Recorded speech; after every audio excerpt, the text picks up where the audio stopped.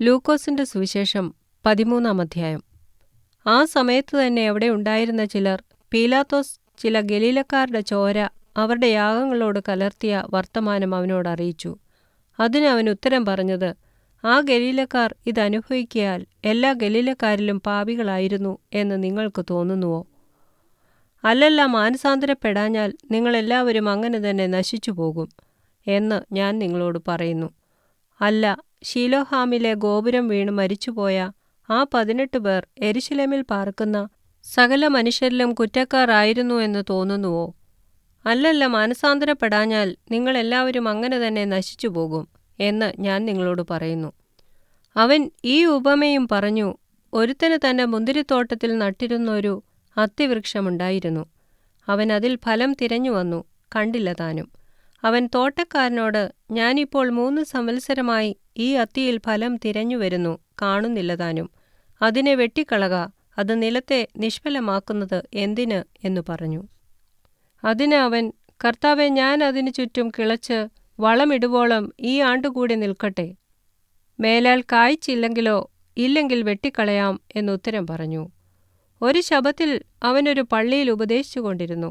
അവിടെ 18 സംവത്സരമായി ഒരു രോഗാത്മാവ് ബാധിച്ചിട്ട് ഒട്ടും നിവരുവാൻ കഴിയാതെ കൂനിയായ ഒരു സ്ത്രീ ഉണ്ടായിരുന്നു. യേശു അവളെ കണ്ട് അടുക്കെ വിളിച്ചു, സ്ത്രീയെ, നിന്റെ രോഗബന്ധനം അഴിഞ്ഞിരിക്കുന്നു എന്ന് പറഞ്ഞ് അവളുടെ മേൽ കൈവച്ചു.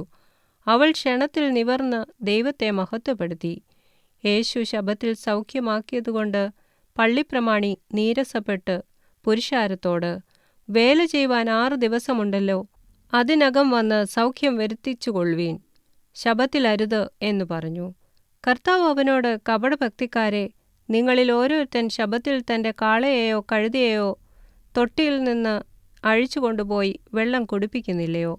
എന്നാൽ സാത്താൻ 18 സംവത്സരമായി ബന്ധിച്ചിരുന്ന അബ്രഹാമിന്റെ മകളായ ഇവളെ ശബ്ബത്ത് നാളിൽ ഈ ബന്ധനം അഴിച്ചുവിടേണ്ടതല്ലയോ എന്ന് ഉത്തരം പറഞ്ഞു. അവൻ ഇതു പറഞ്ഞപ്പോൾ അവന്റെ വിരോധികളെല്ലാവരും നാണിച്ചു. അതിനാൽ നടക്കുന്ന സകല മഹിമകളാലും പുരുഷാരമൊക്കെയും സന്തോഷിച്ചു. പിന്നെ അവൻ പറഞ്ഞത്, ദൈവരാജ്യം ഏതിനോട് സദൃശ്യം?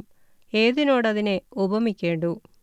ഒരു മനുഷ്യൻ എടുത്ത് തന്റെ തോട്ടത്തിലിട്ട കടുകുമണിയോട് അത് സദൃശ്യം. അത് വളർന്നു വൃക്ഷമായി, ആകാശത്തിലെ പക്ഷികളും വന്ന് അതിന്റെ കൊമ്പുകളിൽ വസിച്ചു. പിന്നെയും അവൻ ദൈവരാജ്യത്തെ ഏതിനോട് ഉപമിക്കേണ്ടു? അത് പുളിച്ച മാവിനോട് തുല്യം. അതൊരു സ്ത്രീ എടുത്ത് 3 പറ മാവിൽ ചേർത്ത് എല്ലാം പുളിച്ചു വരുവോളം അടക്കിവെച്ചു എന്നു പറഞ്ഞു. അവൻ പട്ടണം തോറും ഗ്രാമം തോറും സഞ്ചരിച്ച് യെരുശലേമിലേക്ക് യാത്ര ചെയ്തു. അപ്പോൾ ഒരുത്തൻ അവനോട്, കർത്താവേ, രക്ഷിക്കപ്പെടുന്നവർ ചുരുക്കമോ എന്ന് ചോദിച്ചതിന് അവനോട് പറഞ്ഞത്, ഇടുക്കുവാതിലൂടെ കടപ്പാൻ പോരാടുവീൻ. പലരും കടപ്പാൻ നോക്കും, കഴിയുകയില്ല താനും എന്ന് ഞാൻ നിങ്ങളോട് പറയുന്നു.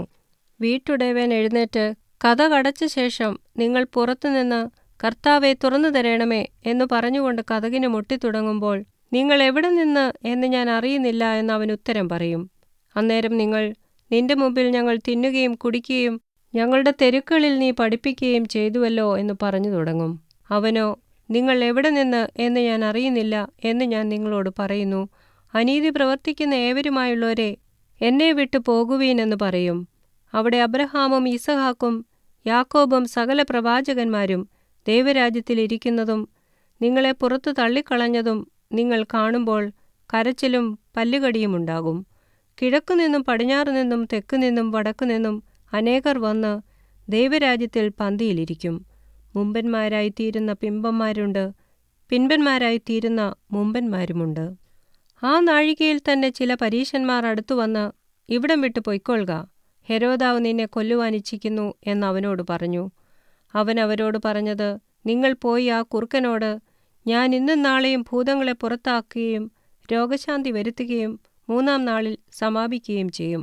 എങ്കിലും ഇന്നും നാളെയും മറ്റന്നാളും ഞാൻ സഞ്ചരിക്കേണ്ടതാകുന്നു. യെരുശലേമിന് പുറത്തുവെച്ച് ഒരു പ്രവാചകൻ നശിച്ചു പോകുന്നത് അസംഭവ്യമല്ലോ എന്നു പറവീൻ. യെരുശലേമേ, യെരുശലേമേ, പ്രവാചകന്മാരെ കൊല്ലുകയും നിന്റെ അടുക്കൽ അയച്ചിരിക്കുന്നവരെ കല്ലെറിയുകയും ചെയ്യുന്നവളെ, കോഴി തന്റെ കുഞ്ഞുങ്ങളെ ചിറകിൻ കീഴിൽ ചേർക്കും പോലെ നിന്റെ മക്കളെ എത്ര വട്ടം ചേർത്തുകൊള്ളുവാൻ എനിക്ക് മനസ്സായിരുന്നു. നിങ്ങൾക്കോ മനസ്സായില്ല. നിങ്ങളുടെ ഭവനം ശൂന്യമായി തീരും. കർത്താവിന്റെ നാമത്തിൽ വരുന്നവൻ അനുഗ്രഹിക്കപ്പെട്ടവൻ എന്ന് നിങ്ങൾ പറയുവോളം നിങ്ങൾ എന്നെ കാണുകയില്ല എന്ന് ഞാൻ നിങ്ങളോട് പറയുന്നു.